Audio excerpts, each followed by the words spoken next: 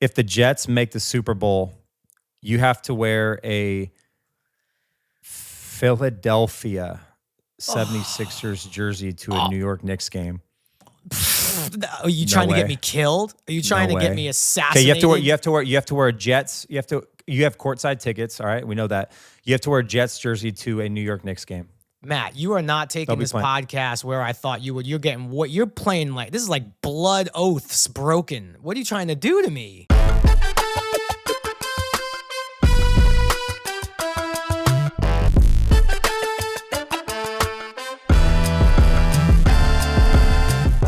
Welcome, everybody. It's Throwbacks with Matt Leinart and Jerry Ferrara. It's week 1 in the NFL, but it's also week 1 for us. It is our first. Congratulations. Let's go. Congratulations. I hope we go 1-0 after this episode. I hope it's a win. I think it might be. I think we're heavily favored. But Matt, week 1 in the NFL coming up. How you feeling overall? Are you ready to get this going? Because this show is packed today.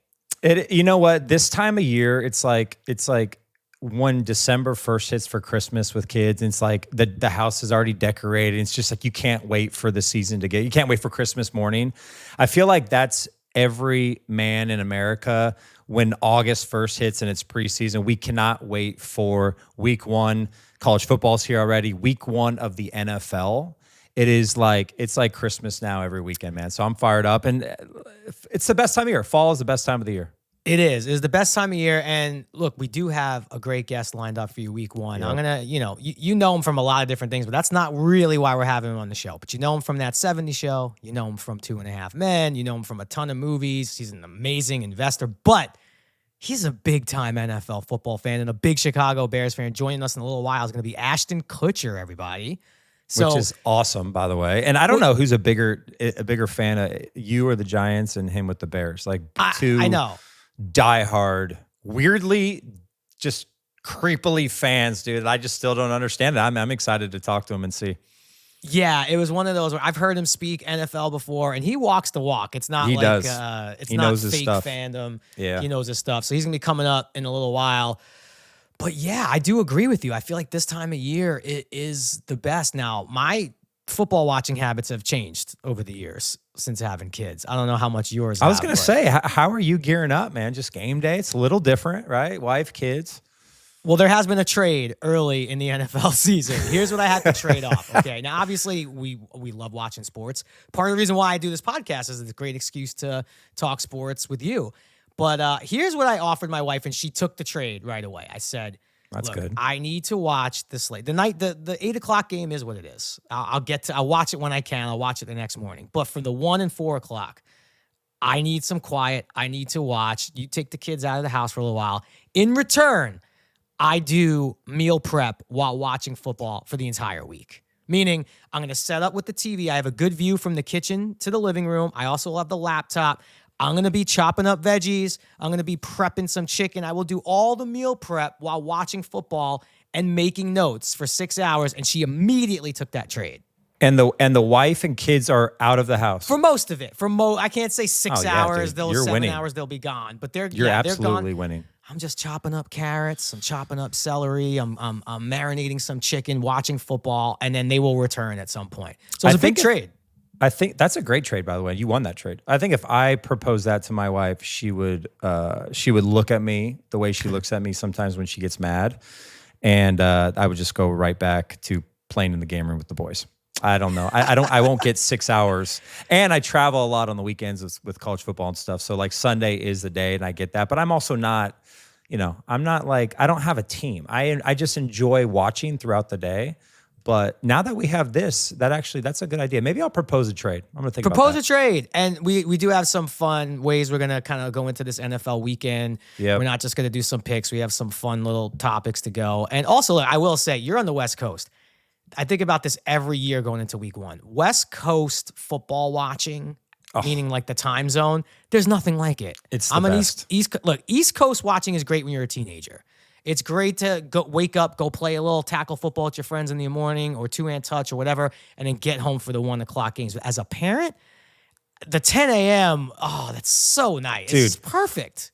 Monday, I have a little bit of a Sunday morning semi-ritual game day. I 10 a.m. it starts, which is amazing. So right, the morning, we're already up for 3 hours with the boys, breakfast. Sunday is kind of like, we do chill. Like it's a relaxing day. Daddy's home from the weekend, kind of whatever we want to do, we do, park, whatever. But 10 a.m. is that's 10 to 11 is kind of like my fantasy football Peloton. I ride the Peloton kind of 45 minutes right here in my little man cave that I got. So then like I'm working out because she knows health for me. Like when I feel good, I have to work out. I have to sweat on a Sunday. I ride the Peloton for about 45 minutes, which is long, but I keep it on that way on purpose. And so I get the first hour of the day scrolling through 19 of my fantasy football teams. And it is glorious. It is a glorious hour. After that, it's all downhill. But the point to your thing, Monday Night Football, it's amazing. It's like 5:20, right? Usually like a 5:15 or 8:15. It's the best. It's like a brunch. You're sitting there, we're eating dinner, watching the game. So it's like, I always tell my wife, like, this is a family outing. Like we're watching Monday Night Football, eating dinner. The boys are excited. Like it's great. I got to get the kids to bed, hopefully before 9 o'clock, and then I'm playing a little catch up. And by the time it hits halftime, I really have to. I almost make a pot of coffee because it is rough. All right, let's dive in, okay? And I know some of my Giants may come up here. It does worry me a little bit, but we have a couple of good preview topics. Oh, I will say, last thing on the time zone thing, I did do a movie in Hawaii once. 7 a.m. football, not as great. Not like we could discount. That's not what we're looking for. So West Coast, you're the early winner of the best time zone to watch football. All right, I got a few quick hitters, or you could go deep if you want to, but I want to get right into it. Let's go. So for you, looking at last year going into this year, what's the team, or who is the team that is most likely to bounce back from a down year last year? We're just getting off the right foot because I know you hate this team, but I'm going the New York Jets. Oh, I know. 7-10 a year ago, Aaron Rodgers goes down. We know the story. Everybody's back on the hype train. Healthy. If he's healthy, they're a playoff team, plain and simple. So, and I wanted to propose this because I know we're moving. I know these are quick hitters. If the Jets make the Super Bowl, you have to wear a Philadelphia 76ers jersey to a New York Knicks game. Are you trying to get me killed? Are you trying to get me assassinated? Okay, you have to wear a Jets. You have courtside tickets. All right, we know that. You have to wear a Jets jersey to a New York Knicks game. Matt, you are not taking this podcast where I thought you would. You're getting what you're playing like. This is like blood oaths broken. I mean, what are you trying to do to me? Listen, I want to give the guys what they want. The guys want. Everybody wants to see Jerry Ferrara in a Jets jersey. By the way, the chances. Did you say make the Super Bowl or win? Yeah. You said make. I just said make. How about they win the Super Bowl? I'll do that. No, they got to make the Super. Dude, making the Super Bowl is tough. They got to go through Mahomes. All right. We can move on. We can get back to that later another time. You got plenty of time. You just rocked my whole world. I don't even know if I could complete the show, to be honest. So for me, I looked at it really where who are the really bad teams last year that are hopeful. I'm not saying they're going to necessarily make the playoffs, but will bounce back and be in good shape. It's the Arizona Cardinals for me. You know, they were 4-13 last year. Kyler Murray missed most of the season. It was really rough. I have Kyler bouncing back. I linked him with Trey McBride in fantasy. I'm kind of all in on the Kyler comeback. I do like Gannon as a coach, but that's not even Marvin Harrison Jr. I do worry a little bit about their schedule, but I just think there's massive upgrades everywhere. They were frisky even in losses last year. So for me, it's the Arizona Cardinals. I did have an honorable mention. I looked at the Commanders' schedule. They got they got the Bucks. They got the Titans, the Panthers. They get the Giants twice. So also don't sleep on the Commanders. But for me, Arizona should bounce back. This next one, I feel like I'm putting myself in the crosshairs here. The quarterback most likely to lose his starting job during the season. Matt, you know the quarterback position well. What says you on the quarterback most likely to lose their job? I was torn on this one.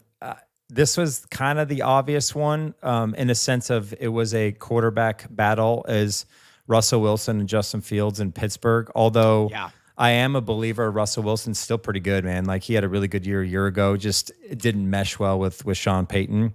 I just feel like the amount of pressure if they're like 500 or they kind of get off to a slow start and the dynamic ability and Fields looked pretty good in the preseason. It's just going to be too tough to keep him off the field for what they can do. He's in a better system. They obviously got some players around him. So that would be mine. I think just to kind of keep an eye, maybe like week 5, week 6, if they're below 500. How about you? Well, just going off real quick too. I mean, I don't know what it's like for a quarterback playing, knowing that there's also a guy here that's brought in to Right. Like he's not just the backup. He's also a little bit insurance. He's also a little bit maybe the future. So I am looking at that one. For me, I have to call out my guy, and I just have to. But if you're doing betting odds, he's like the lowest rated starting quarterback in Madden, which might not mean a lot to you. But you're talking about keeping your starting job. We know it's make or break for Daniel Jones. And also Drew Lock. I'm not saying Drew Lock was brought in to replace Daniel Jones, but I don't think people view Drew Lock and Daniel Jones as a major talent discrepancy.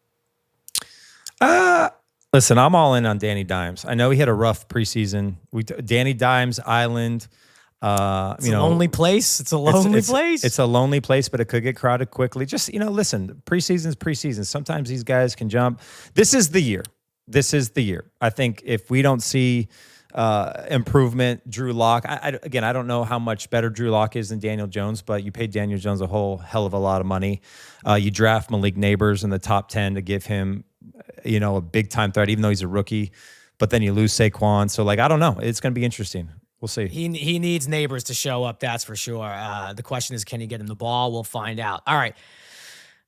This one's an interesting one. Who's the team that's most likely to disappoint you from their kind of offseason hype?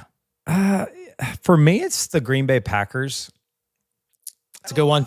Listen, I like Jordan Love. They just paid him a 50 mil a year. They get Josh Jacobs. So they lose Aaron Jones, get Josh Jacobs. They have a really good receiving core, young receiving core. I don't know. I just feel like sometimes where there's so much hype, and Jets can kind of be the same way. There's so much hype around a team. They kind of had a good run last year. Oh my gosh, they are. I've been on teams like that. They are going to be Super Bowl or bust. And then I've seen people having the Packers win the Super Bowl. I don't know. It's a tough division this year. Obviously, I think it's tougher with the Bears getting better. That would be my team just to kind of pump the brakes on. I don't disagree. I've been kind of saying this on Twitter a little bit. And if you haven't followed us yet on Twitter, it's at Throwback Show. Please give us a follow on all that. Throwing that in before I go. But yeah, I've been on Twitter saying I don't know why we're crowning the Packers all of a sudden as right. the second best team in the North and definitely going to make the playoffs. I like them. But my issue with the Packers is, all right, Jordan Love, I get it. Sure, Jacobs, the receiving core, although they were very, very banged up, the defense still has to be there. And I do think that division is way, way tougher. So, but for me, all right, this is not some hot take. There's logic behind what I'm going to say. It's the Kansas City Chiefs. Now, when I say disappoint, they're still making the playoffs. They're still probably going to be in the Super Bowl. Maybe even the AFC Championship game is their worst case scenario. Before the regular season, I don't know how you get up week in, week out for the regular season. You're back-to-back champs. You're basically going, it's Super Bowl really, or a disappointment. So for me in the regular season, I looked at their schedule. They get the Ravens this year. They get the Bengals, Niners, Bills, Browns, Texans, Steelers. Now I know their division should be favorable. There's some wins to be had. So if I told you the Chiefs kind of struggle and get to their 10 wins and are the 3 seed or whatever, 4 seed, that's kind of a disappointment for what their expectations are. I don't know if I'm penciling in the Chiefs for 13 wins, like a lot of people are. I mean, if they stay healthy, that's probably that's the number, right? 12 or 13 wins. I mean, Bill Belichick did this in New England, and my Dodgers kind of do it in baseball. It's obviously they haven't won all the championships, but those teams, man, that can sustain that type of success, especially in the NFL, because battle of attrition, injuries, the parity, all of these things, that to me, if I'm watching, I'm all right, if they win 11 games and lose in a divisional playoff round, I understand what you're saying. I get it because the expectation is high. I'm still dude, that's this team is still a dynasty. They could lose a season or two and then get back, So and that's just a credit to Andy Reid, the ownership and and what they've been able to build there. It was the same thing with Belichick in New England. They had a couple years there where they, would lose early, but I mean, tell you, man, that is an absolute machine over there. Yeah, I tried to find the 13 wins or so, and I couldn't necessarily find it. But you'll learn a lot tonight against the Ravens. That's going to be for sure. We're going to find out a lot early what a way to on. kick off. Great way to kick off that Thursday game. NFL's always done a really, really good job, but we've seen it before. Chiefs lost last year on the Thursday game to the Lions. Detroit, remember those Patriot teams a few years ago coming off their Super Bowl? Those young Chiefs at the time kind of blew them out on a Thursday night. So we'll find out a lot tonight as we get ready to watch. Okay, next one. Who's the off-season acquisition that is most likely to pay off? There's quite a few. Who do you got? All right, I'm not gonna say the ones I thought about because I don't want to step on yours. Here's who I'm going with. Again, not some scathing take. Why are we all so down on Stephon Diggs? Like, I understand his exit in Buffalo wasn't amazing. I get it, and the team disappointed. Why? Because you have Nico Collins, you have Tank Dell, right? You have Schultz. You have now they got Joe Mixon. So I don't know. From a production standpoint, I think I guess I'm not looking at production. I'm looking at a team that made it to the second round, blew out the Browns in week 1. All things are trending upward, and now you added Stephon Diggs, even if he is like your great third, addition, right? Yeah. Even if he is your third receiver, I'll tell you what I like on 3rd and 9. I like having Stephon Diggs running a route for me, even if it's just opening up Tank and Nico. Jerry, what route would you like him to run for you on 3rd and 9? I'd give me a Stephon Diggs slant over the middle. He's not afraid to go over the middle. Give me that slant. I'm confident Stroud could find him. Give me the slant. Send Nico down the sideline and have like maybe a post corner from Tank. I'd love to draw so a slant, a go, and a post corner all on the same side. No, not on the same. Not on the same side. We're spreading them out a little bit. All right, buddy. I like that. You're the X's and O's guy. Well, I would literally just drew that play up on my paper. I was like, that might not work. I like that. Putting all three on the same side. We'll probably go Nico and Tank on one side, and then we're gonna have Diggs. Yeah, you single up Diggs on the backside. Yeah, little slant. I like him winning. Got it. Who's your offseason acquisition most likely to pay off? I'm going Kirk Cousins. I like that. I love Kirk. I think he's just one of those quarterbacks. He wins games. I know the playoff record isn't great, but for what Atlanta is and what they have, the defense, you got Drake London, you got Kyle Pitts. So I think we're all like, gosh, this guy's got so much talent. Like he needs a quarterback. He needs a play caller. He needs a system. Obviously, Bijan Robinson. So I think because of the weapons and just Kirk has been just Mr. Reliable throughout the regular season, can get that team over the hump and in the playoff. So I think that will pay off. He's made a fortune, and listen, like, more power to him. Yeah, we mentioned Diggs. Diggs has a lot to thank Kirk Cousins for, and then he goes to Buffalo, and then he's replaced by Justin Jefferson. That's probably, you can't say it's a fair trade because Jefferson's so much younger and the upside now is higher. But at the time, you go back to 2 years ago, that really looked like one of those trades that was, everyone kind of won here. Diggs goes to Buffalo. They're not in the Super Bowl, but they're a Super Bowl favorite. And then the Vikings get this young, amazing wide receiver. I love Kurt. I do. I think Kirk is going to put up numbers, to say the least. So, also honorable mention, he doesn't count for this year, but Aaron Rodgers is gets almost like an asterisk because if you really just do who the Jets really bring in here, they're bringing Aaron Rodgers in. We saw him for 4 plays, so that also counts. People forget Aaron Rodgers is literally on my Mount Rushmore of all-time quarterbacks. He's a freak, and he's so good. So if he stays healthy, he'll be one of the best quarterbacks in the NFL. Can I wear a Rodgers jersey to the Knicks game in this bet? If I have to wear a Jets jersey, can it at least be a Rodgers jersey? Because if they make the Super Bowl, he's going to be a big reason why. Yes, you can wear a Rodgers jersey. All right, that's fair. For those of you who know, I'll give you that. I'm a Giants fan, like the Jets. It's sacrilegious. Okay, next one.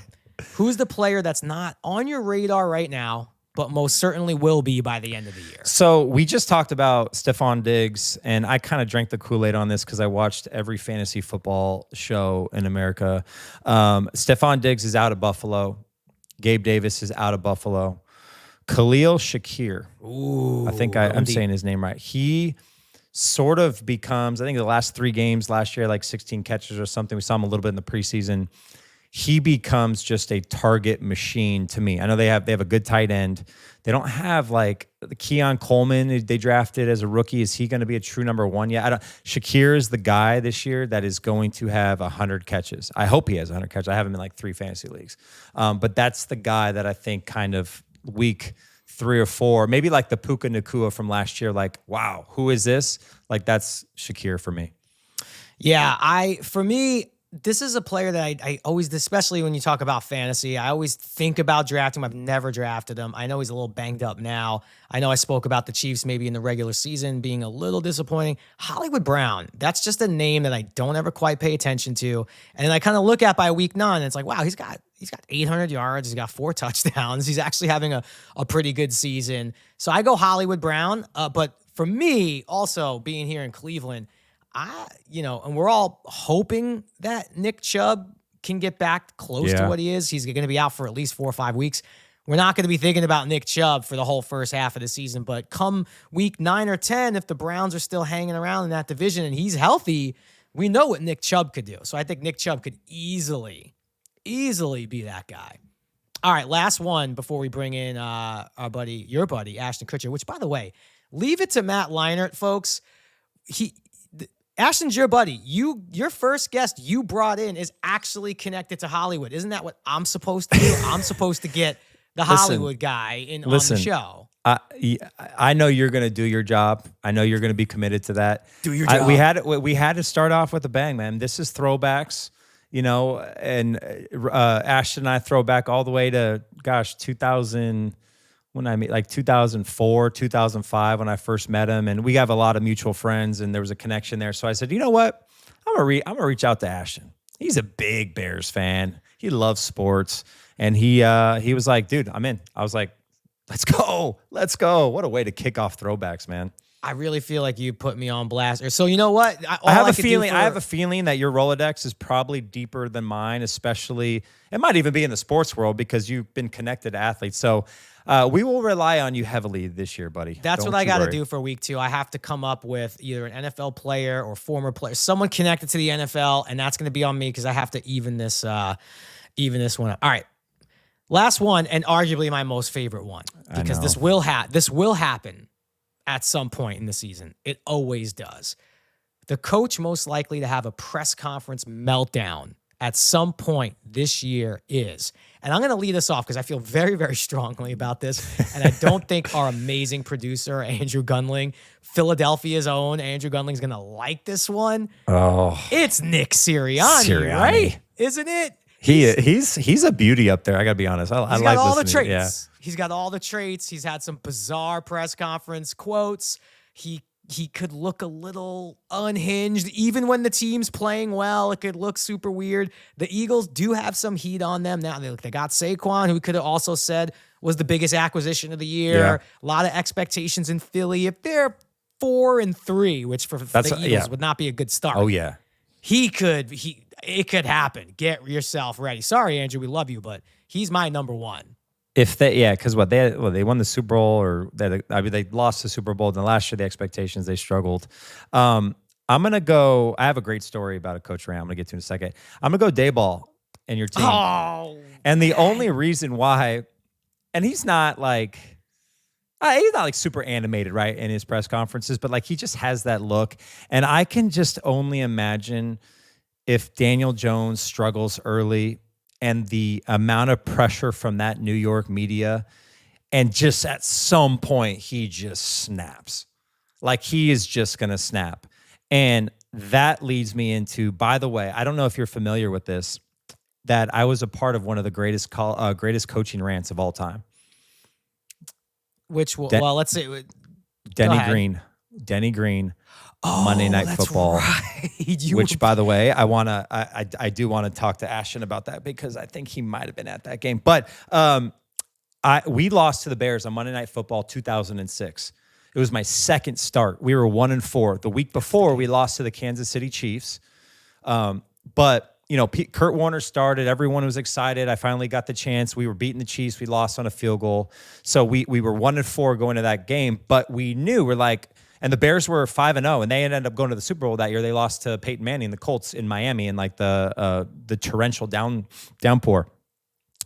We had played them in the preseason game, week 3. Back then, that was the game where all the starters played. We beat them in Chicago.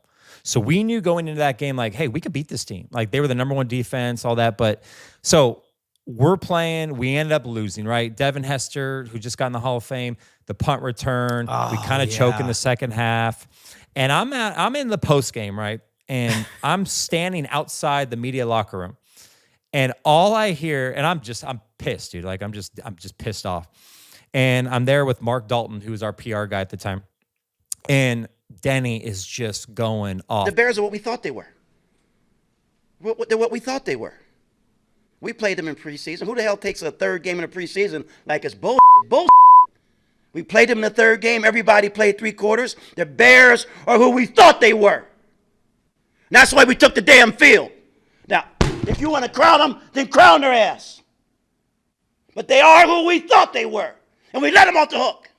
And at the time, I didn't really I wasn't listening word for word, but I'm hearing this, and you could hear a pin drop in there, and he's just going off.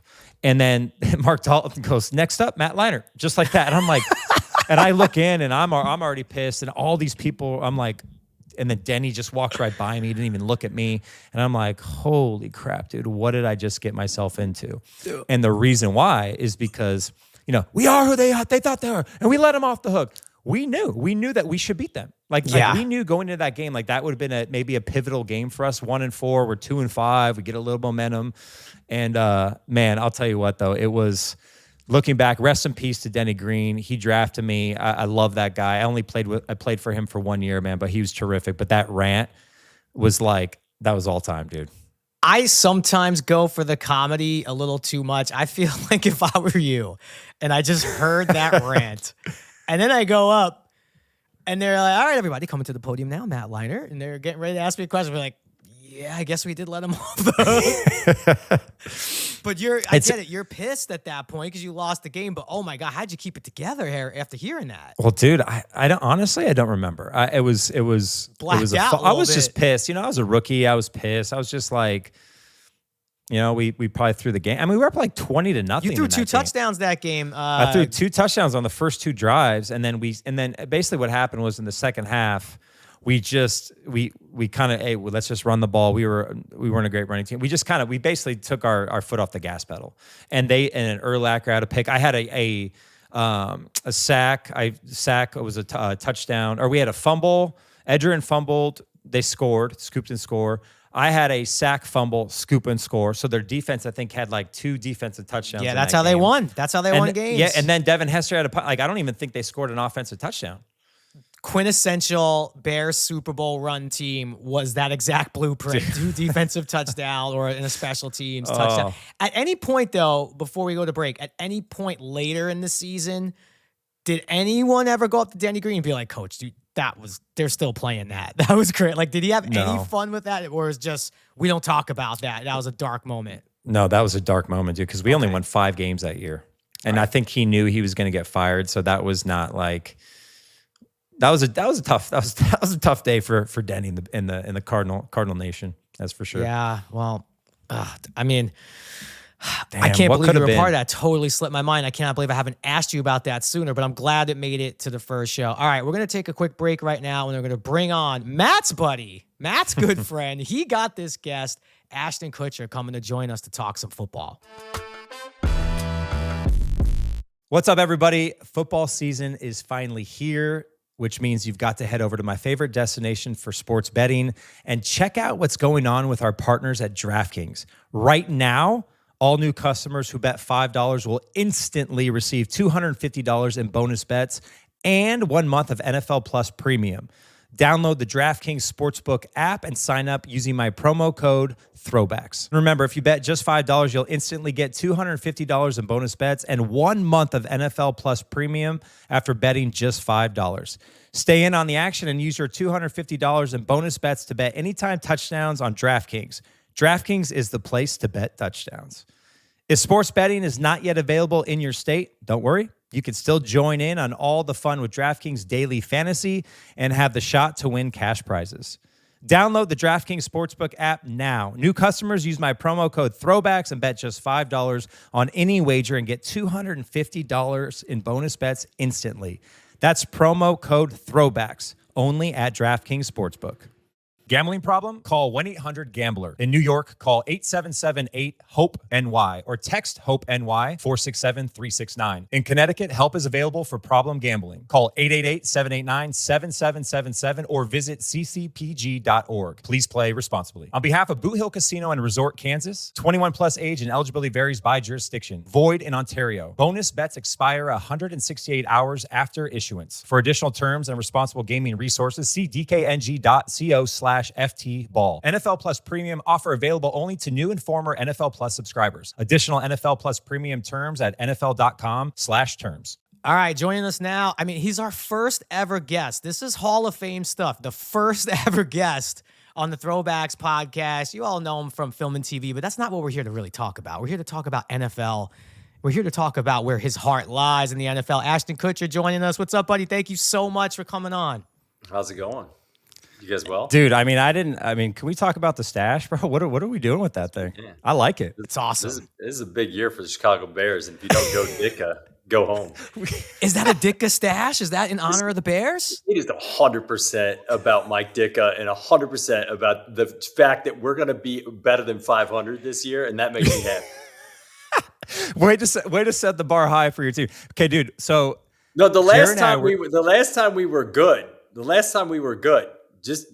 I think you remember the last time we were good because there was a very, very monumental moment in the last time that we were good that you were very, very involved with. Dude, I was just so Jerry and I were just talking about Denny Green and the famous rant, Monday Night Football 2006. The Bears are who we thought we were. The Bears are who we thought we were. And we let them off the hook. Crown them, but we let them off the hook. It's the greatest speech. Well, dude, that's because we whooped your ass in the preseason game 3 in Chicago. And that's why he was pissed. And by the way, I was just telling Jerry, I was like, dude, I was literally Mark Dalton, our PR guy, right after I was standing right outside the tunnel. You might have been right outside the tunnel too. I was standing right outside the tunnel and he's like, next up, Matt Leinart. And I'm like, holy crap, dude. Like, I don't know how I'm going to follow it. He was so pissed. But I wanted to ask you, I know you were there. What do you, besides Denny Green, what do you remember from that game? The favorite memory? Okay, so I was in Bidwell's box. I was the owner. Cardinals owner's box.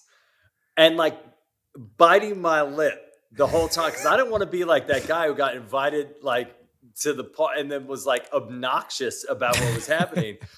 And it was like I've never shown more restraint in my life because like with the Bears, like I remember the interception Urlacher had. Thanks. And I was like, and that was the moment where I was like, oh wait, this is happening. And I was, and I just like grabbed my fist like this, and I'm like just containing every single ounce of energy I have to not just lose it, because I'm trying to have like a sense of decorum while I'm in the owner's box. The owner's box. Then there's the return kick, and then and I'm just like it's just build, and I felt horrible for you, but I felt real good for me. When Devin Hester returned that, like, were you just like, you were like, oh my God, I got to get up and stand? There was a moment where the lid came off.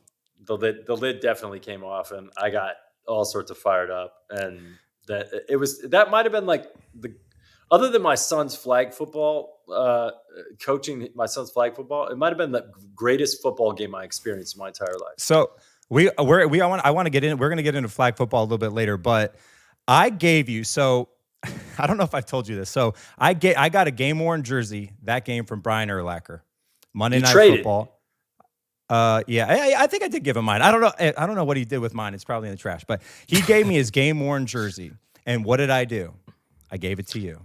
You gave it to me, and then I took it and got it autographed by him. Yeah, and then he wanted to kill me.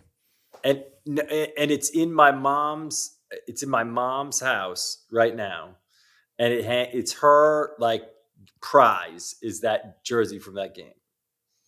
It was. I gotta say, if your mom has it, that's probably the best keeping. I was gonna ask you where it was. That's pretty much one of the safest places a jersey like that could be. I mean, I have like a Chicago Bears like hall in my house that is just like, it's like Mike Singletary, Gale Sayers, Dick Butkus, like my guy Walter Payton. I have William Perry's. I have the prototype ring for the 1985 Chicago Bears that they fit on William Perry, and I have it. Like, I have the ring in, and my collection is pretty stout. I have like Kevin Butler's football from the '85. But I'm a collector of Bears paraphernalia. So then, what is it like for you on Sunday? And we'll get down into it more with the kids in a second of like how you watch. But are you just Bears only? Do you pop on Red Zone for a few minutes? Or are you just locked into the Bears and everything else is just noise? So, my football watching has changed since I had kids. Same. So before I had kids, there's like BK and AK. And BK, I watched every game. Like, and any game I couldn't watch, I would record so I could watch the game. And TiVo era. Yeah. No. Yeah, my whole week was just dedicated. The only thing I ever watched was football. And I didn't watch a television show. I own nothing, just football. Like, that's it.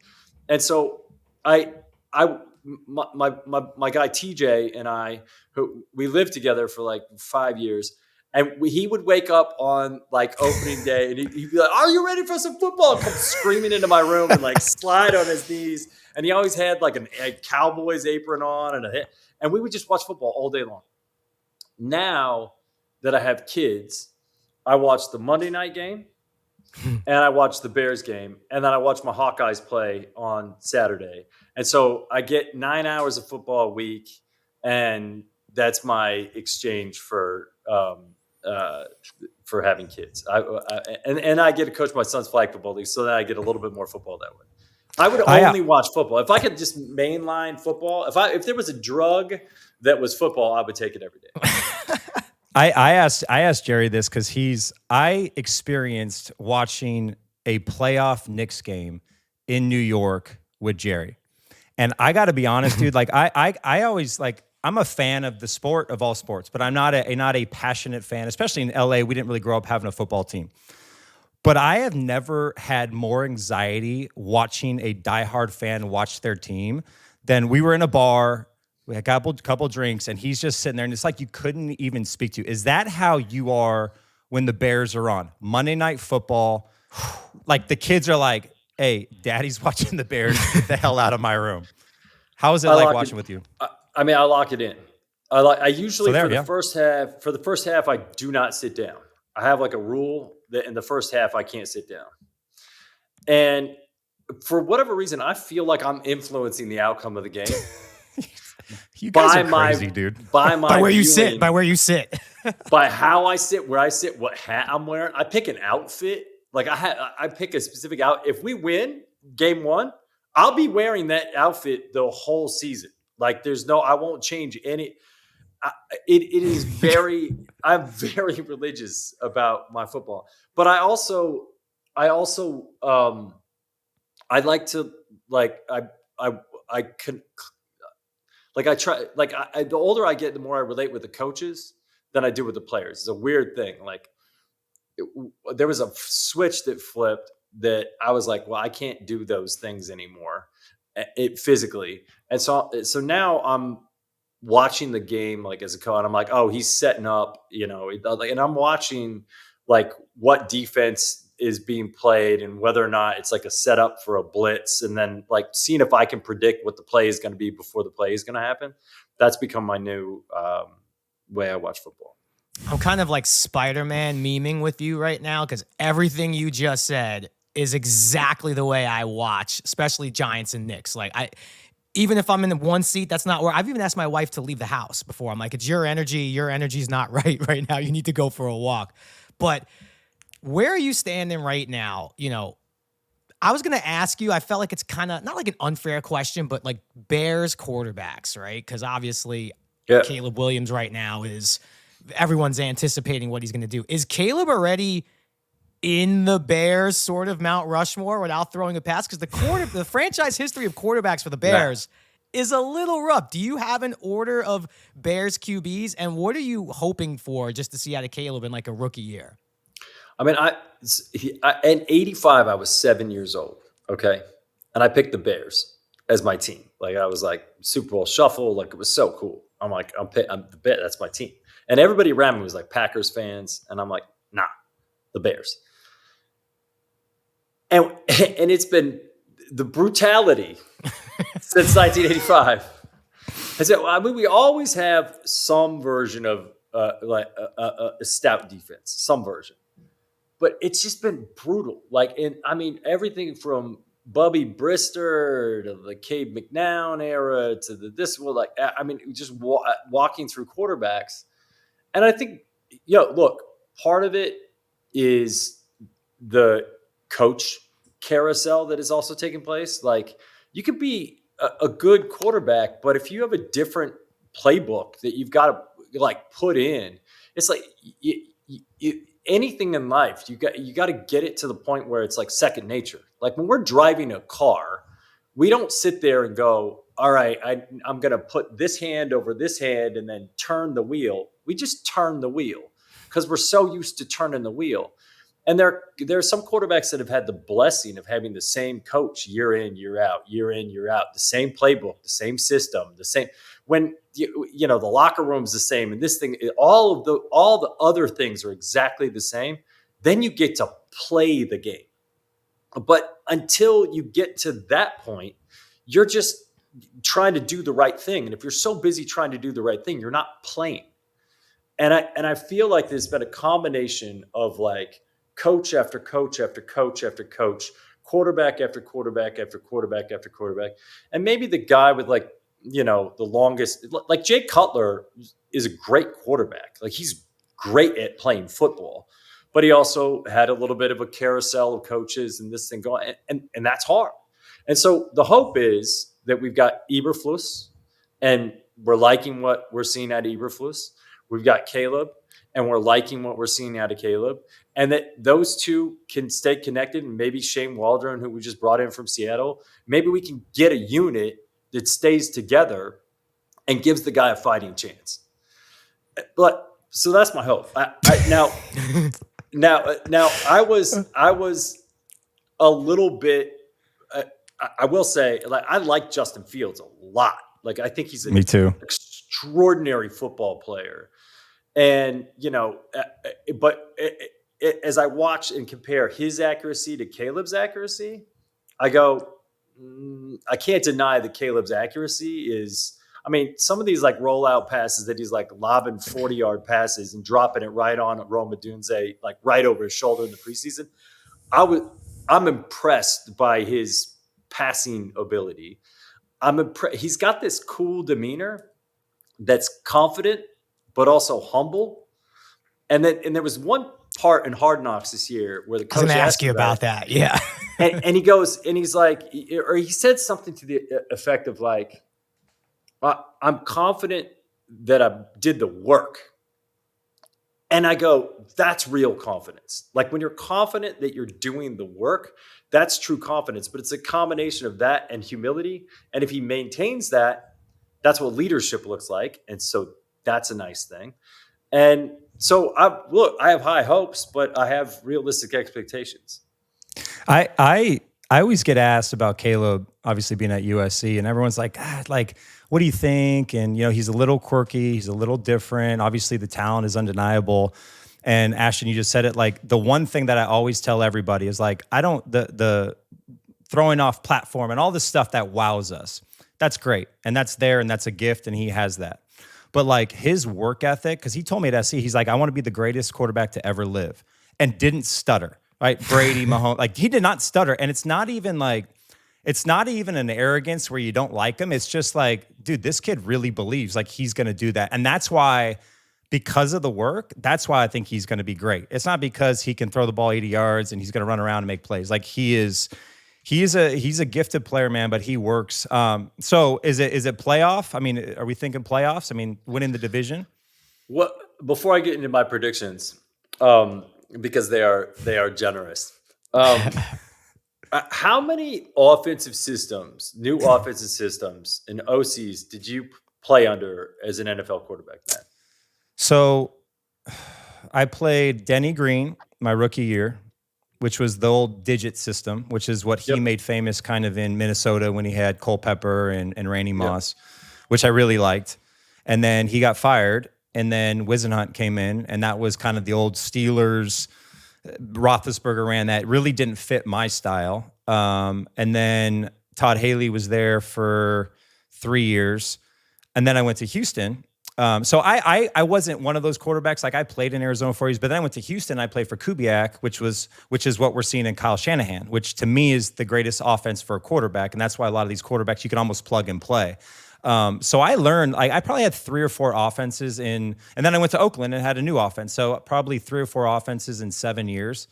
And I wasn't talented enough looking back to overcome that part. Like I needed structure. I needed to be in a rhythm. I needed to have kind of that same thing year in and year out so I could build, because the stronger part of my game was the mental part. I could understand and read and process. The physical part was what I lacked, obviously. I'm not Caleb Williams, and I wasn't running around, but that's just it's hard. But that's the round trip to I think the bigger point in all of this, which is if he has consistency around him in the system that he's in, I think he's going to be extraordinarily successful. And so that's my sense. Okay, the prediction. Here we go. That's what we're here for. I believe the Chicago Bears. Right now, the spread is 8.5 games. I believe they win 11 games this year. Wow. Yes. I love it. I believe they win 11 games this year. And that's before the playoffs start. Well, you know what? Here's why it's a lot more than Jerry's Giants, that's for sure. That's for sure. But what I do like, we're all talking about Caleb and the Bears offense and those 3 receivers. Matt and I on like a test show said that's probably the coolest and deepest 3 receiver core maybe in the NFL. I mean, 3 weapons that could do very different things, very effective. But what people don't talk about enough is I think the Bears defense is going to be ridiculous. I think the offense is going to be fun, but I think that Bears defense is ready to go. So I think that is in play, Ashton. All of our division games are late in the season. They did an interesting thing with the schedule this year. I don't know if you noticed. Like everybody's division games are later in the season. And so the teams are going to be priming up. But division games in the North late in the season are cold. And so it's like, so the question goes, who can play in the cold? 1. And 2, who can run the football? Yep. Because it's going to be a smash mouth.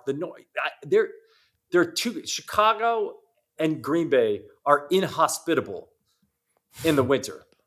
Inhospitable. And so who can play in those conditions? That's what's going to come down to. You're making me a believer. Yeah, I think I think you hit the nail on the head with, I think those Bears-Packers games very well. If you pencil in Detroit, say Detroit just on chalk is, all right, they're the best team in the division. Say they get to 12 wins. I'm just saying, hear me out with this, though. They're not the best team in the division. Chicago Bears are the best team in the division.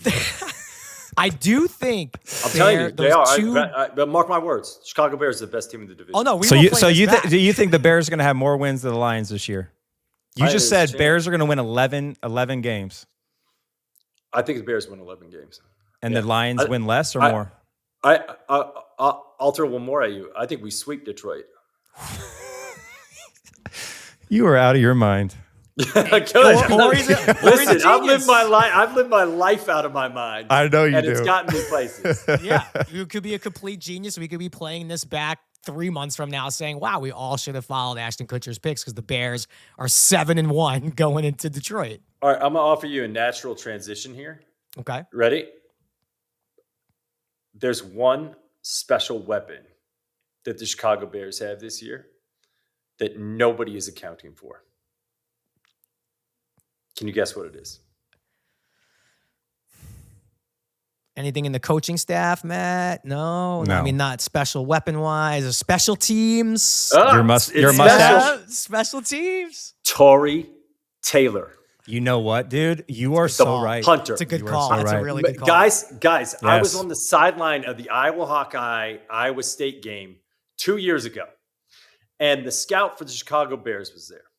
And he comes over, and I was like, "Oh, you're here looking at Linderbaum, right? The center. The center was he's good. We had a 6 center." And I was like, "I know you're looking at Linderbaum. Pay attention to the punter. This guy is a coffin kicking genius, and the field position game is the world, right? Like, I mean, if you had a player that could guarantee you over the course of a game 40 yards, guarantee you 40 yards, you'd be like, no, he's on the field. We're putting him on the field. Torrey Taylor guarantees you 40 yards because he puts the ball so beautifully, so deep. He's going to create plays for that great defense, and he's going to give the offense field position to put points on the board. And the difference in football games in the NFL is a field goal. And if you got 10 yards, the difference between 50 yards and 40 yards, one, you're not kicking it, and one, you are.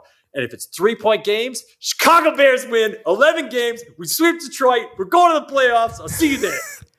Let me tell you, this is exactly what I wanted out of our first guest. By the way, if they win, what I wanted. If they go to the playoffs, you are going to be just awful to be around. I feel bad for the wife. Okay, I want to transition really quick, okay? Because we all have kids. You mentioned, I think you coach your son's flag football team, which is awesome. Yep. I coached my kid, my oldest, for years.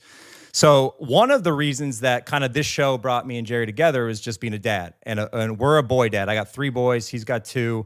But I didn't know if you know this. My wife is expecting. And Congrats. we're throwing another one, just another now one into the mix. I got some heat on me for a third. Ashton. So we're not gonna. Yeah, Joe, Jerry's next. Trust me. We're not gonna find out. But I am a boy dad through and through. I know you have a boy and a girl. So I want to ask you, what is the difference and what's the best thing? I kind of secretly, healthy and happy baby is number one. I would love to know what it feels like to be a girl dad. I got to be honest. What is the difference for you? The first point, I don't know if it equates to it being a girl dad or it equates to her being my first. Mm-hmm. But when I had my daughter, because we had her first. My wife had my daughter. Let's be clear, she did all the work. You did not have. Yeah, you did not have. Moral I had support. fun. She did work. Yeah. I had never been so in love in my entire life. Like, it was a sense of it was a depth of being in love. And Mila and I have talked about it a lot. It's like I've never loved anyone this much ever. And that was like the first sense of and there's a weird, I'll tell you, I parent them differently. My son, I'm always like, yeah, let's go for it. Go. Like yesterday, we're popping wheelies on a bicycle in the driveway, right? Or it's like, see if you can jump down 4 stairs. Now you jump 3. Let's see if you can jump 4. My daughter, I'm like, I just want to protect her. It's a sense of just wanting to protect her from. And when my son cries, I'm like, all right, you know, good. We're gonna what do we learn? Let's go. Let's move on. And when my daughter cries, it's like my heart is out of my body and I can't put it back in. And I don't know if that's. There's probably a ton of just in some senses maybe toxic masculinity that I've had in my life that it treats my son different than my daughter in that way. But I also notice the same thing with my wife. She's very strict on our daughter and a gush ball with our son, right? Lets him get, and I think we balance each other in that way where my daughter and I, we talk about and my son, it's no, go do the thing. It's just a slight tone difference. But I think the challenging thing with daughters versus sons is there's some the relationship dynamics with daughters are difficult. The friendship stuff is a whole other level of importance for them. well, especially for, I guess for my daughter. And so like, if she's like out with her friends in some way, like isn't in sync with her friends, it's a real thing. And my son's kind of like, meh, okay, let's go throw the football. Right. But the relationship stuff is challenging. Yeah. I just, I want to feel it. All my best friends have girls. I'm just like, I got the boys. I got my 4.5-year-old is like every day, just like, Daddy, punch me in the face today. I want to see what it feels like. Like, no, he's dead serious. I'm like, dude, we can't do that. Like I always say, he's going to be a middle linebacker. He just doesn't feel pain. But it is. You're right. It's just a different way of parenting. I'm assuming. So, I would bet that you'll be softer with your daughter than you are with your sons. For sure. But you don't know what you're having, so Well, we'll see. We'll see. We'll see what pops out here in February. I just, betting odds, I got you at a girl. But again, healthy baby's all we want. But I got you at a girl. I think it's so Ashton, I'm married to a Cuban lawyer. Okay, so already, I'm screwed. But she's the best. But she says, I desperately want you to, for the reasons you just kind of said, I want you to have a girl because I want you to feel that type of love for a daughter. She's like, I don't want you to have a girl because I know that I will be awful. I was like, what do you mean? She's like, I will be like protective and just like she's already. My wife is an extremist in a lot of great ways. It comes from her culture and her family and all that stuff. But she's like, I feel bad for you if we have a daughter. And I was like, oh, dude, please no. I will say there's another thing that happens is like you have a different level of like introspective feminism that you build where you will instantly see the inequities between men and women in a more visceral way. And you'll also do stock on every relationship you've ever had with a woman in your life and whether or not you treated them the way that you would want your daughter to be treated. And whether it's like the way you broke up with someone or whether it's like, across, you're like, man, I would just want my daughter to be treated better. And you'll do stock of it. And I think women make the world a better place because of that, because of daughters. And I know you mentioned too that you coach like your son's flag football team. I'm not quite there yet. I'm trying to get my kids off the monster trucks. I mean, they're very much into the monster trucks, so slowly trying to introduce sports. But I remember reading about you years ago, and I thought it was the coolest thing. And I remember saying, like, I want to do that. Like, I know you coached high school football. Is that correct? Was it high school? But is this before you had kids, or was this while? Like, where did that fall in line? Because I wonder, were you like prepping to coach your kids one day, or is this something that like, hey, I got the summer off, I got time, I want to go coach, draw up some plays? At the time, I had 3 stepdaughters, and I had a little break from working where I was just like, I just need to like chill out and take a break. And I was feeling this like slump of like, I don't know, I just wasn't happy for whatever reason. And I had a buddy who was like, hey, I'm coaching the Frosh team for Harvard Westlake. I'm the offensive coordinator. And he would like come over and watch football with me. He was like, would you ever want to like coach? Would you ever want to be a defensive coordinator? And I was like, oh my God, I would die. Like I would love to. And he's like, well, why don't you come out and be the defensive coordinator for the Frosh team? I was like, count me in. Like I'm there. I'll see. He's like, are you serious? I was like, I'll see you at practice. I'll be there. And I just started doing it. And I got this like edge back of like joy, being in the game, teaching something I really felt like I knew. And more so like having these guys look at you when you're a coach and I still talk to a bunch of the players today. I have a picture of my team over here. It's just having a sense of like this relation. It's a different thing. Like a locker room is a different thing. And it was a wonderful experience. I did it for a couple of years, and then I realized that I couldn't give them what they ultimately needed because I needed to go back to work, and my schedule didn't work out, and I didn't want to be like an absentee coach.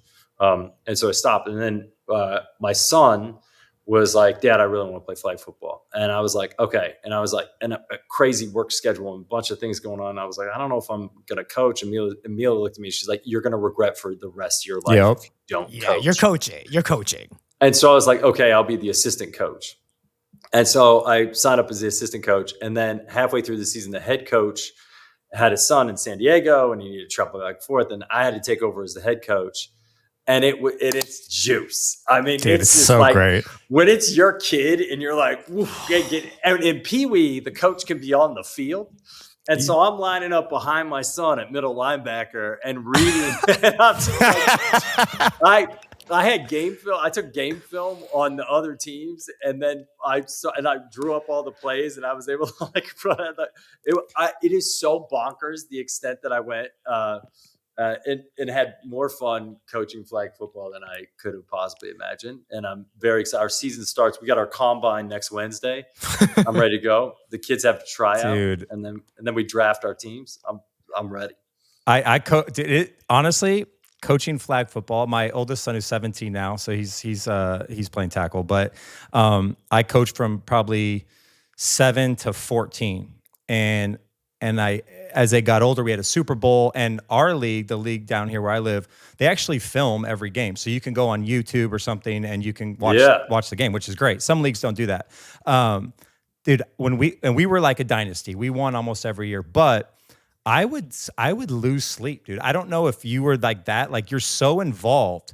And my wife is like, what are you doing? I said, babe, like we're in the Super Bowl. And I'm sitting literally on my iPad watching YouTube. I swear to God, she would. You're like watching for like 7-year-old tendencies. Dude, I'm literally getting, by the way, I had my coach who was like Connor Scallions for Michigan. He was deciphering signals and stuff. And we had a whole sheet. Like we would call it up a color and we would knew the plays. It was so, and I'm like, dude, if I'm coaching. I'm all in. I was looking at personnel packages. I literally drew up on the other team. This is for my son's 7. I drew up the opposing team's personnel packages in order to understand where the play was going and send a blitz directly into the play. It's nuts. Like I'm up all night. Same thing. Like at midnight. I would wake up in the middle of the night. I was like, oh my God, I got it. Like I know exactly what the package. Like I know exactly. And there's weird rules in flag football. Like you can't run in between the hashes. And so you're like trying to like design things for like, it's so much fun. And if you had to do like a press conference after a game, could you see yourself having that Denny Green moment? Like we knew who they were and we let them off the, like what kind like of if you lost the Super Bowl? Oh yeah. Like who's your coach comp? It could be from history or present. Do you have like a coach comp, more personality, or it could be style? I mean, we lost a couple games last season, and I just had a bad day. Like I had a real bad day. Like it was, I couldn't get out of the funk. Like it was because I couldn't stop rerunning. Like, well, if we've done that, like, what do I need to do next week in order to teach the kids contain? Like, what do I need to do? Like, it was like, no, and I would just like run loops on it. In a press conference right afterwards, I think I Belichick it. We're on to Cincinnati. We're on to Cincinnati. Just not a lot of energy. I have enough media training that I can hide emotion real well if I need to. And I would just repeat, I would have the attitude of like, well, you watched the play. You saw what happened. We all saw what happened. Oh, dude. The question is, are we going to fix it next week? That's the only question. I would use the press conference to talk to the players. Guys got to do their jobs. They got to do their jobs. I feel your pain so much, dude. It is the worst. I get asked this a lot, and I'm assuming I know the answer before we let you go, dude. Would you let your son play tackle? Mila and I debate about this all the time. The answer is yes. If he loved playing football, if he gets to the point where it's time to consider tackle football and he loves playing football, yes, the answer would be yes. For me, for Mila, the answer might be no. And we debated it. And it's funny, like there was an article that came out this weekend I think it was like the New York Times or something about like 11 kids have died already this year in middle school and high school playing football. 2 from traumatic brain injuries, and then the others are like related. And so I was like, that's a lot of kids. And so I start digging into the numbers, and I'm like, okay, well, wait a second. How many of these were from football? And then how many kids die in, it was horrible and it's awful for any parent that had to go through that. Like, I can't even imagine. But I was just looking at it as like a data problem. And I was like, I feel like they're projecting that these are football related deaths when really they might be something. And so I started looking in, and there's like this youth cardiac arrest thing that's like on the rise. And you have kids like in basketball and other soccer and all these other sports that are having these cardiac arrests. And so you can't really attribute it necessarily to football. You just attribute it to athletics. And I think that oftentimes there are a lot of like, they skew the numbers in football because it is a violent sport. I don't deny that in any way, shape, or form. But they attribute a lot of these deaths and injuries to football when really they might be just athletic related injuries.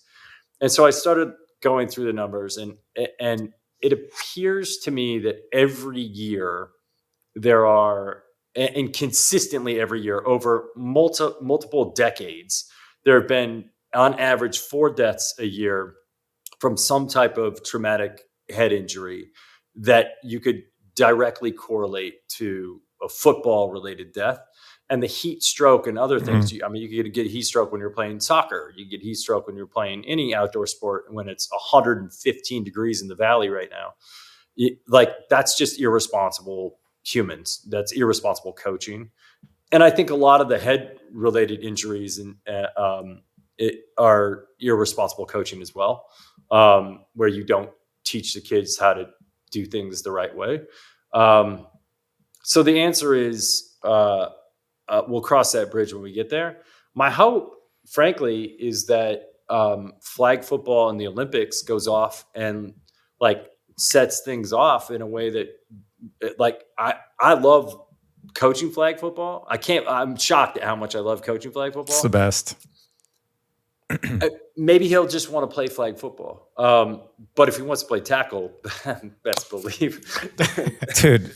You'll be up drawing up plays. Listen, real quick. If you need an OC, dude, I still got my playbook. A lot of championships down here in the South Bay. If you need an OC in the off season, though, just saying. I would love to watch reunited, buddy. together. Reunited. Let's go. DC, and it feels so good. We'd be the most handsome coaching duo in all of coaching. And our wives would hate us just the same because we would watch so much film. So good. I love it. Oh, man. You're the best, dude. Can't thank you enough for doing this first ever guest. I feel like if I run into you in the street 6 months from now, I'm just going to call you Coach. I don't even think I'm going to call. I'm like, oh, there's Coach right there. What's up? You really have Coach vibes. Coach. When is flag football starts, yeah? You guys start up soon? The real season. Next Wednesday is tryouts, and then we draft our teams, and then we've got and then we'll do 2 a days or 2 a weeks for a couple of weeks, and then we start kicking off games. And then easy work, Bears Titans, right? Easy work for them. No. There's no. I don't. There are no easy work games. Love it. That's what a coach says. That's what a coach says. Nothing is a given, right? Absolutely nothing is a given. Do I think that we have what we need to win? The answer is yes. Will we win? We'll see. but I'm counting that as one of the 11. Yeah, I was gonna say. I'll say this: I was the first guest on one other podcast, and it's called Armchair Expert. Small little show, yeah. Small little show. So, I was the first guest that wasn't Dax's wife. So may you have the same success as Armchair Expert, and keep cranking. Throwbacks, baby. Thank you, man. Start. Thank you, man. Really appreciate it. And I really do look forward to watching your Bears. They're going to be one of the fun teams to watch. So good luck. NFC North's going to be amazing. And thank you, buddy. Appreciate it. Last note, Iowa offense put up over 40 points last week. Finally, right? Hey, Cade McNamara, baby. Let's go. They got a QB. Yeah. You've had Wendy's nugs dipped in sauce, but have you had them covered in sauce? Wendy's new saucy nugs take the crispy and spicy nugs you love and turn them up to 11. You can choose between flavors like buffalo, you got honey barbecue, garlic parm, or if you're a real heat seeker, you can try spicy ghost pepper, only on Wendy's signature spicy nugs. I dare you. I'm a heat seeker. That's 7 delicious ways to try the nugs you already love. Pick a flavor, grab some extra napkins, and prepare to nug like you've never nugged before. For a whole new way to nug, it's got to be Wendy's at participating U.S. Wendy's.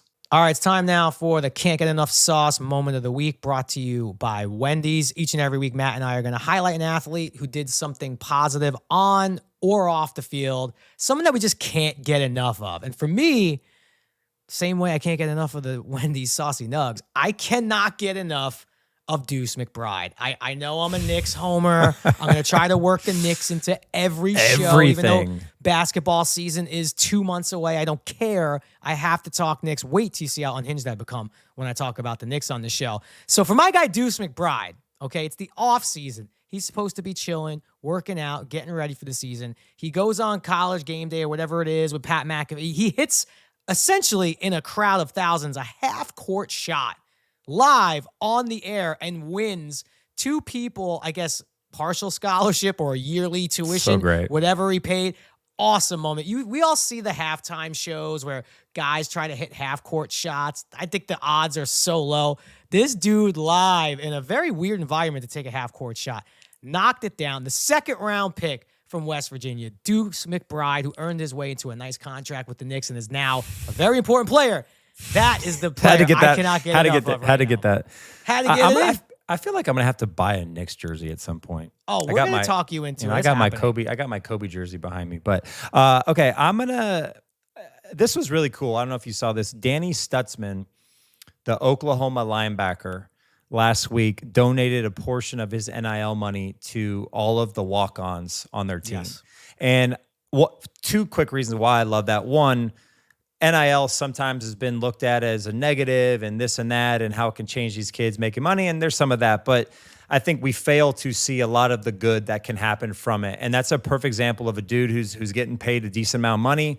He's a good football player, but he used it because walk-ons, as I could say this, like, you know, it's a thankless job. You work really, really hard. You're not on scholarship. Some walk-ons I played with had a job or outside of this. And so to take care of them with a pretty decent amount of money, I thought was really cool, man. Like, just kudos to him. He's a hell of a player, but that stuff goes a long way. And those guys need to be recognized too, because they work just as hard and put in the same amount of time. Yeah, there's a certain just maturity and leadership with a decision like that at such a young age. Again, right. I could say that now as a 45-year-old man, like, oh, that's a great thing to do. But when I was 20, when I was 21, however old, would I have had the wherewithal to do something like that? Well, again, thank you to Wendy's. That is the Can't Get Enough Sauce Moment of the Week, brought to you by Wendy's. And I tell you what, the saucy nugs are going to be a part of my Sunday routine because I don't believe in cooking on Sundays. I don't believe in cooking on Sundays. Oh, yeah. I'll do some meal prep like I traded.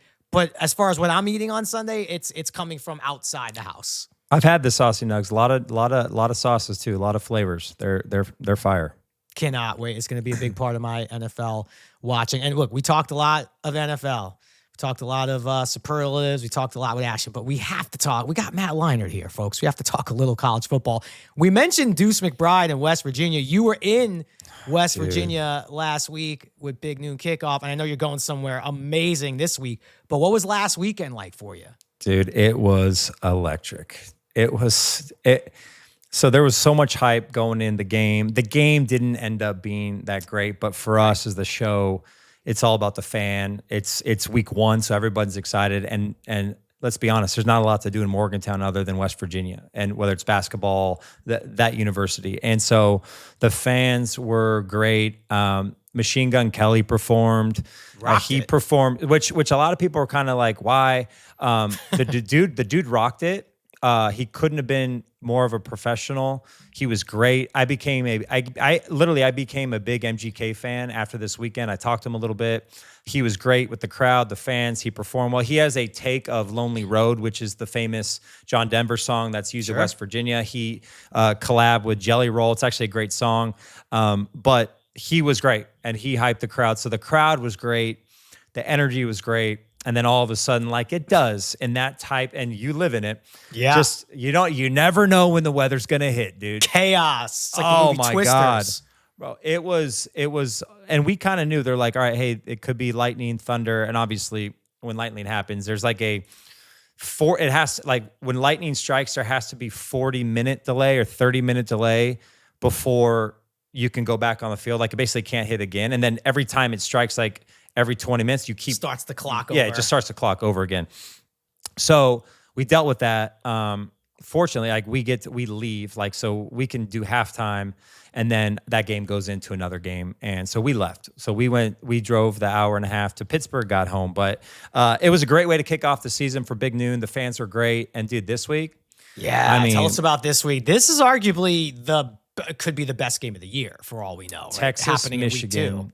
Texas at Michigan. It's yeah, I mean, look, you got the defending national champs. You got Texas, who was almost in the title game a year ago. Kind of different storylines around both teams, but similar expectations. We got a star-studded lineup. You're gonna have to tune in and watch Big Noon. We got another. Can't give us anything. You can't break news on the show, right? Well, let's just say we have one of the greatest Yankees of all time, and we have a actor who maybe, I don't know if you've ever worked with, but he's a diehard Texas, which we all know that is. But and we have another musical guest, which I'll save. But it's I'll tell you what, we have a party. The fans are great, so we'll see everyone there Saturday morning in Ann Arbor. Who needs it more? Real quick, if you had to guess, Texas, Michigan, who do you think needs this one more going through the rest of the year? Texas, and the reason why I say that is Michigan lost so much last year, like so much. And I just think the expectation will lower a little bit this year. I don't know if you watched the first game. Like they're a really good football team. But Texas, they tasted it last year. They're going to the SEC. Sark is like, hey, are they back? We always ask the same question on the show: is Texas back? Well, like this is a game where I don't care if Michigan ends up winning only 8 games. This is a game where you go on the road against the defending national champion. You make a statement, and that's why I just think there's more for Texas on this. And then you have the Big Ten, SEC talk. So it's big, though. It's big for both. Could I, if I wanted to show up, are we close enough yet that I could get some VIP treatment if I just say, hey, I want to come check out the game, maybe come by set? Are we close enough yet, or have we not crossed into that land yet where I could ask you for a giant solid like that? Dude, anytime you want to come, buddy, we'll get you a seat up there. You want to get on the show? I'll get you on the show. That's a good, if ever a tie, that game under those circumstances, that's a good one to go. I'm going to have to maybe trade off something else with the wife to get to go to that one. I was going to say, let's go to Ann Arbor. Then, hey, honey, by the way, I'm going to spend 6 hours by myself on the next day. I don't know if she'll let you do that, bud. No, that might be a big problem. Hey, let's ease into the season, Jerry. We got a long ways to go, buddy. I know that's what happens. I get excited. I get so far ahead of myself. I make all these plans, and I'm like, really? I just want to be able to watch and talk about it. And that's what we're doing here on Throwbacks. Week 1 in the books for us. I'm going to say we're 1-0. I'm going to say Kutcher got us to 1-0. We're 1-0. Go follow us at Throwback Show. Yes. Our personal handles. We can't wait, man. It's going to be fun, dude. It's going to be a fun season. Yes, at Throwback Show on YouTube, X, Instagram, TikTok. You could also email us if you want to tell us what we did right at throwbackshow@gmail.com. Of course, if you like what you heard, please like and subscribe on Apple Podcasts, Spotify, YouTube, wherever you like to get it. And we will be back week 2. We're 1-0. We have to follow that up. And there will be a guest. I'm going to try to make it NFL, and it's going to come from me. Thank you, Andrew Gunling. Everybody who helped us do this. Yes. Week 1, here we go. Everyone Peace. Enjoy. Happy football. Happy football. See you in a week.